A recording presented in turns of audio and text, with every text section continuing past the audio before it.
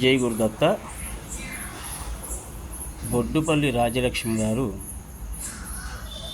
నమస్కారాలు తెలియజేసుకుంటూ, ఒక 4 సంవత్సరాల క్రితం గురు చరిత్ర ద్విశాస్త్రి అనే పుస్తకం మొదలుపెట్టి దాన్ని సంస్కృతి లిపించి తెలుగు అనువాదం చేయించడం జరిగింది. దాంట్లో ఎంతోమంది పాత్ర, ఎంతోమందికి శ్రమ, ఎంతోమందికి మానసిక ఒత్తిడి, చాలా కష్టపడితే కానీ ఆ పుస్తకం రావడానికి 2.5 సంవత్సరాలు డిటిపి వర్క్తో కలిపి దగ్గర ఒక 3 సంవత్సరాలు పట్టిందని చెప్పి, రమారమి 3 సంవత్సరాలు అయితే పట్టింది. అంత ఈజీగా పుస్తకం అయితే రాలా, అంత సులువుగా పుస్తకం రాలా.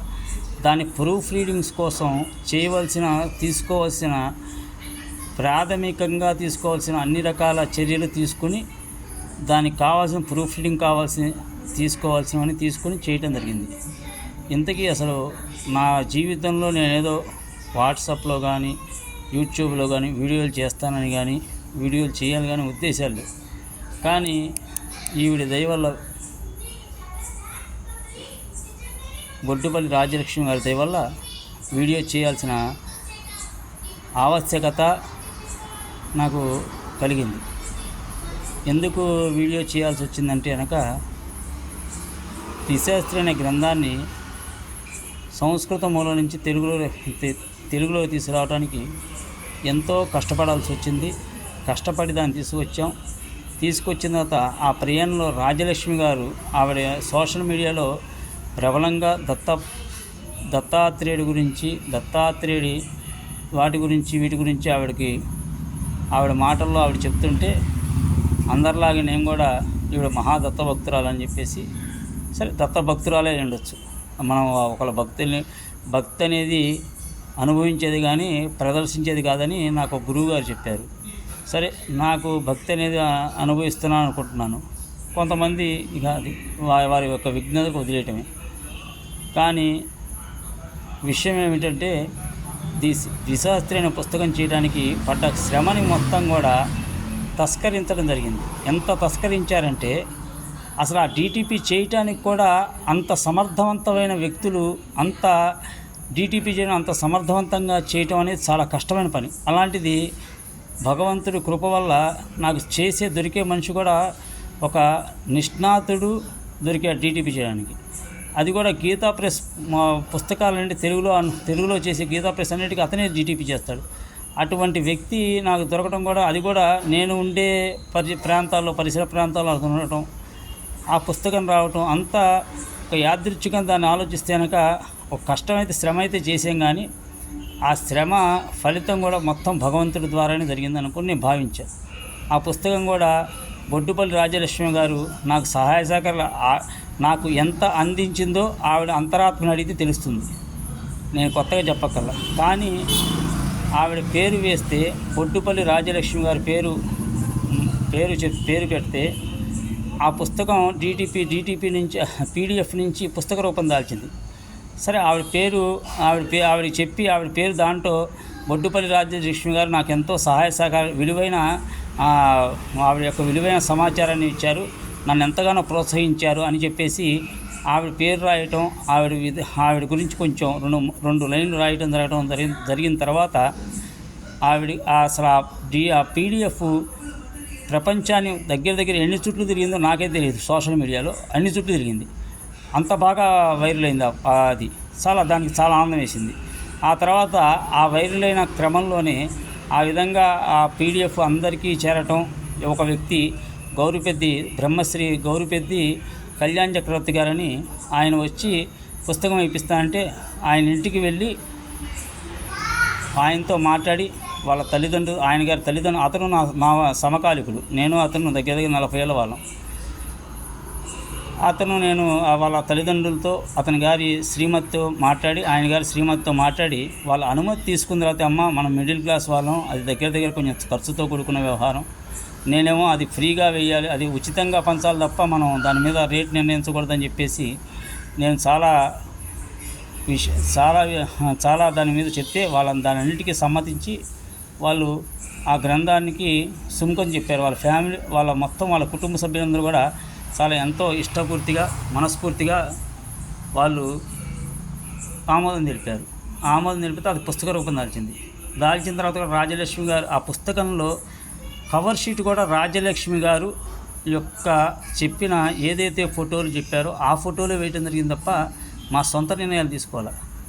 మొత్తం ఆవిడని దాంతో ఆవిడ పాత్రని మేము ఎక్కడ ఆవిడ యొక్క నేను ముఖ్యంగా మేమందరం ఆవిడకి ఇవ్వాల్సిన మర్యాద కానీ ఆవిడకి ఇవ్వాల్సిన గౌరవాన్ని కానీ ఎక్కడ ఏమాత్రం తగ్గించకుండా ఆవిడకి అంత గౌరవం ఇచ్చాం. కానీ ఒక 4 సంవత్సరాల తర్వాత ఆవిడ ఆ గౌరవాన్ని మేము ఇచ్చిన మర్యాదని పూర్తిగా తునప్రాయంగా భావించి ఆవిడ చేసిన విధానం, ఆవిడ ప్రవర్తించిన తీరు, గురుచరిత్ర దిశాస్త్రి అనే పుస్తకాన్ని ఆవిడ తెలుగు వాళ్ళ ఇళ్ళ ముందు, తెలుగు దత్తభక్తుల ఇళ్ళలోకి ముందు తీసుకొచ్చి పెట్టిన విధానం చాలా ఆశ్చర్యపరిచింది. దీని గురించి ఇక ముందు కూడా చాలా విషయాలు ఈ సోషల్ మీడియా ద్వారా ప్రస్తావించి దీని గురించి తేటతెల్లం జరగాలని చెప్పేసి మానసికంగా ఒక 4 నెలల పాటు దీని గురించి చాలా మనోవేదనకు గురయ్యి ఇక లాభం లేదు, దీని గురించి మాట్లాడాల్సిన ఆవశ్యకత వచ్చింది. తప్పో ఒప్పో ఏదైతే అదేంది, మొన్నటిదాకా కూడా భగవంతుడు ఆయన అనుమతి లేకుండా జరగదనుకున్నా. కానీ ఆవిడ గారు మాట్లాడే స్థితి తీసుకొచ్చేశారు. కనీసం ఇనివి మాకు సరైన సమాచారం కానీ ఏమీ కానీ ఇవ్వాలి. మా నిజాయితీని మేము నిరూపించుకుంటూనే దత్త ఎవరి ముందు నిలుచుకోవాలి. సమాజం దత్తులే సమాజాన్ని భావించేవాడిని. కానీ ఇంత ఘోరానికి ఆవిడ మమ్మల్ని ఎంత మనోవేదనకు గురి చేసింది. ఆ మనోవేదనకు కారణమే ఈ వీడియో రూపం. ఈ వీడియో నాకు చేయటం ఫస్ట్ టైము, మొదటిసారి. ఏమైనా తప్పులుంటే మన్నించాలి. కానీ ముందు ఇలాంటి వీడియోలు చేసి ముందు చాలామందికి చాలా అప్లోడ్ చేయడం జరుగుతుంది. వీటన్నిటిని దత్తభక్తులందరూ కూడా వైరల్ చేయండి దయచేసి. ఇదంతా కూడా కొంత చెడుని సమాజంలో, ముఖ్యంగా దత్తాత్రేయ సాంప్రదాయంలో చెడు ఉంటే కనుక దాన్ని సమూలంగా దాన్ని ఖండించాల్సిన ఆవశ్యకత ఉంది. దయచేసి మీ అందరూ దానికి సహకరిస్తారని కోరుకుంటూ దత్తభక్తులందరికీ నా యొక్క మనస్ఫూర్తిగా నా నమస్కారాలు తెలియజేసుకుంటూ సెలవు తీసుకుంటున్నాను. జై గురుదత్త. ముందు ఇంకా వీడియోలు చేయడం జరుగుతుంది. దాని గురించి మీ యొక్క స్పందన కావాలి. మీ అందరూ కూడా దీని పట్ల స్పందించాలని కూడా కోరుతున్నాను. ఇంకా ముందు చాలా విషయాలు మీకు ముందు ఉంచుతాను. దయచేసి అర్థం చేసుకోగలరు. ఇప్పుడు చెప్పింది ఉత్తనే పూర్తి స్థాయిలో కాకుండా కొద్ది మొత్తంలో ఒక ఇన్ఫర్మేషన్ ఇచ్చాను. పనిలో నా పేరు Abburi Chaitanya Kumar, Rangareddy district court Hyderabad advocate నేను. దయచేసి ఇది నా పరిస్థితి, ఇది నా మొత్తం విషయం. అందరూ నా ఏమైనా తప్పులుంటే క్షమించగలరు. ముందు మంచి వీడియోలు ఇంకా చేసి, మంచి వీడియోలు అంటే కనుక ఏదో దత్తాత్రేయుడు సాంప్రదాయం గురించి కానీ దత్తాత్రేయుడు గొప్పతనాన్ని కానీ వైభవాన్ని కానీ చెప్పేంత స్థాయి కాదు. నాకు జరిగిన అన్యాయం కాదు, వాసుదేవానంద సరస్వతి స్వామి వారి పట్ల జరుగుతున్న ఆయన యొక్క సంస్కృతం పండితుడు, ఆయన గొప్ప వేదాంతి, వేదం చెప్పుకున్నారు, తర్వాత తర్కం చెప్పుకున్నారు, మీమాంస చెప్పుకున్నారు, జ్యోతిష్యంలో దిట్ట ఆయన. అసలు ఆయన సంధ్యావందనం కానీ ఆయన అనుష్ఠానంలో కానీ ఆయన సమయపాలన అనేది ఎవరు చెప్పలేరు. అంత గొప్ప, ఎవరు కూడా అంత సమయపాలన చేసిన వారు లేరు. ఆ సంధ్యావందనాలు చేయడం కూడా కరెక్ట్గా ఆయన గురించి చదివితే కనుక అర్థమవుతుంది. కరెక్ట్గా తెల్లవారుజామున 5 బ్రాహ్మీ ముహూర్తం లేచి సంధ్యావందనం చేయాలంటే అదే సమయానికి సంధ్యావందనం, మధ్యాహ్న కాలానికి మధ్యాహ్న సంధ్యావందనం, సాయంత్రం అలా అనుష్ఠానం. ప్రతి ఒక్కటి వేదం ఏ విధంగా బతకమని చెప్పిందో ఆ విధంగా బతికిన మహానుభావుడు. మన 19వ శతాబ్దంలో అటువంటి మహానుభావులు దొరకడం చాలా అరుదు. అటువంటి వాడి జీవిత చరిత్ర తెలుసుకోవటం, అటువంటి వారి యొక్క అడుగుజాడలు నడుద్దామని ప్రయత్నం చేయటమే చాలా కష్టం. కానీ వాళ్ళు మన నామస్మరణ చేసుకున్న, వాళ్ళ పేరు చదువుకున్న ఒక రకమైన ఆనందం.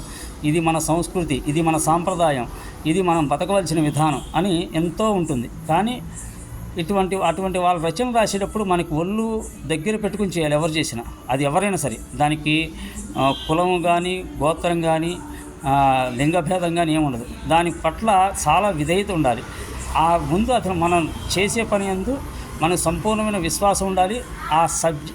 ఆయన రచనల పట్ల అంత సంస్కృత పరిజ్ఞానము, జ్ఞానము విశేషంగా ఉండాలి. కానీ అవేమీ లేకుండా కూడా మనం ఇష్టం వచ్చినట్టు మనం వచ్చినట్టు చేస్తామంటే అది ఎంత మటుకు హర్షించదగ్గ విషయం కాదు. దీని గురించి పెద్దలు, సంస్కృత పండితులు, వేద పండితులు విశేషంగా స్పందించండి. దయచేసి నా ఆవేదన అర్థం చేసుకోండి. ఇందుట్లో ఏమైనా తప్పులు జరిగితే మన్నించండి. ధన్యవాదాలు. జై గురుదత్త.